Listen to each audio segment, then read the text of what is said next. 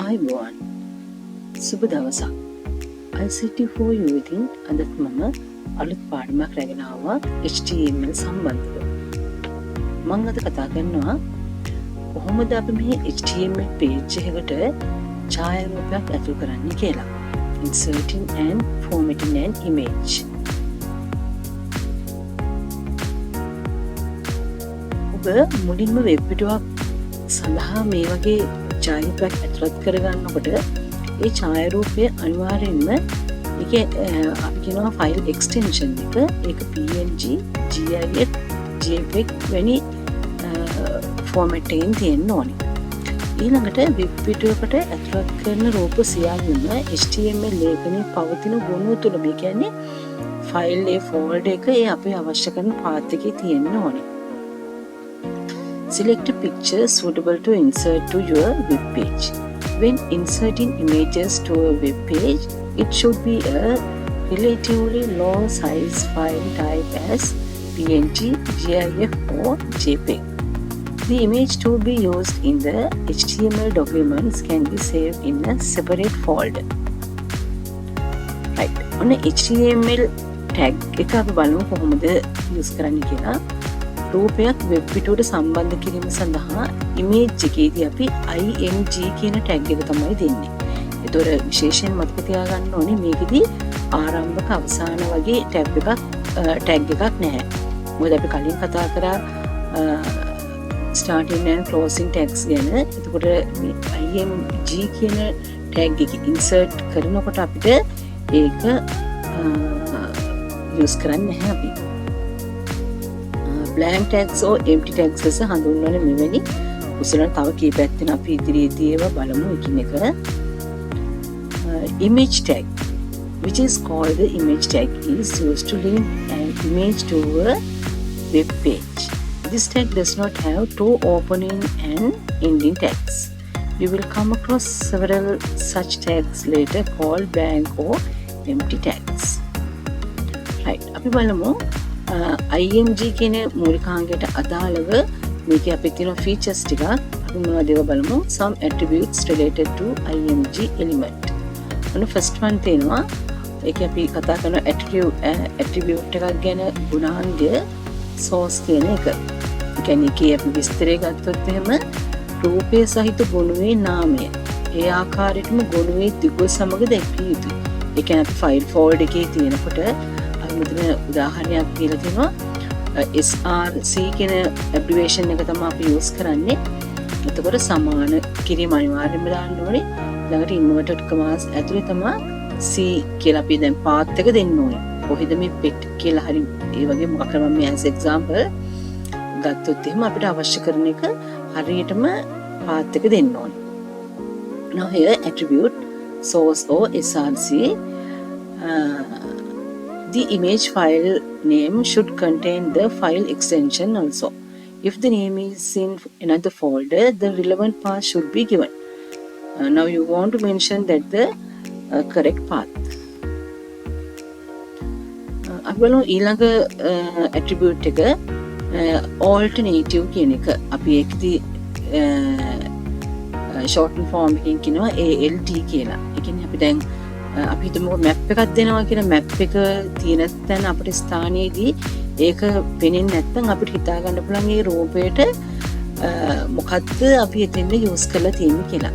ඒකත් SRC ගුණාංගය මගින් දක්වන රූපය අදාළ ස්ථානයේ නොමැතිනම් පමණක් රූපයට මේ ස්ථානයේ සංදර්ශන කළ යුතු පාඩයක්. ඒ කියන්නේ අපිට මැප් එක දීලා මැප් එක පේන්නේ නැත්නම් අපිට එතනදී alt එකක් දුන්නොත් අපිට බලා ගන්න පුළුවන් මෙතන තියෙන මැප් එකක් කියන එක. Alternative or ALT. If the image given by the SRC attribute is not available in the text, that should be displayed image position indicated here. Now you want to mention ALT equal within inverted commas map. Right. ඊළඟ attribute එක width කියන එක. ඒතර මේක කියනවා රූපයේ සංදර්ශනය කළ යුතු පළල. ඒ කියන්නේ පික්සල් සංඛ්‍යාවකින් තමයි අපි එක පිටුවේ ප්‍රතිශතයත් එක්ක දෙන්න ඕනේ. ඒතර width එක අපි බලනවා කොහොමද දෙන්නේ කියලා. ඒකට අපි මේක උදාහරණයක් දීලා තිනවා width එක 100 හෝ 50 කියන එක. Attribute width. The width of the image to be displayed is indicated as the number of pixels or as a percentage of the size of the page. That's why we mention here width equal 50% or within 100.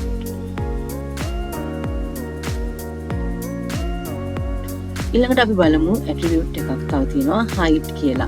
ඒ කියන්නේ අපි දෙන රූපයේ උස pixel සංඛ්‍යාවෙන් කියන්න තියෙන්නේ. ඒකත් ඒ වගේම 100 හෝ 150ක් කියලා දෙන්න ඕන අර පිටුවේ ප්‍රමාණයෙන් ප්‍රතිශතයක් ලෙස කියන එකට. Attribute height. The height of the image is indicated as the number of pixels or as a percentage of the size of the page. Right, next one, border. Border එක ගත්තොත් එහෙමයි බලනවා රූපේ වටා border අවශ්‍ය නම් ඒකෙදි එහි ඝනකම පික්සල් සංඛ්‍යාවකින් දක්වන්න ඕනේ. එහෙම අපිට border එකක් අවශ්‍ය නැත්නම් මෙතනදී value එක 0 කියලා දෙන්න පුළුවන්. නමුත් මෙතනදී border equal 3 කියලා දීලා තිනවා within inverted commas.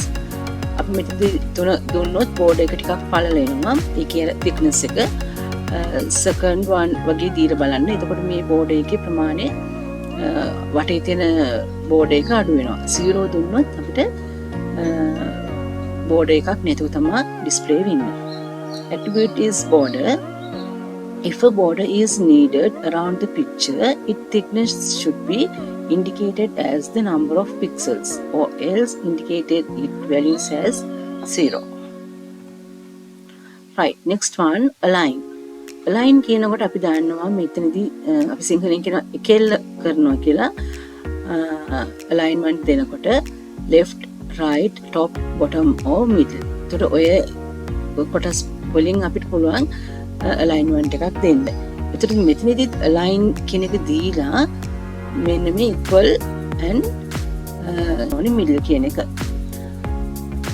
A suitable alignment value can be used among left, right, top, bottom and middle. After that you can mention like this. Right, this is the example of that the image. First one, image SRC. This is the path of the picture and this is the alter with height and border and the alignment. Now this is the example of that the code. Oh, right. Now here is the another one. දැන් මේකෙන් තෝ කටියට බලා ගන්න පුළුවන් මේකෙත් ඒ විදිහටම අපි දීලා තියෙනවා.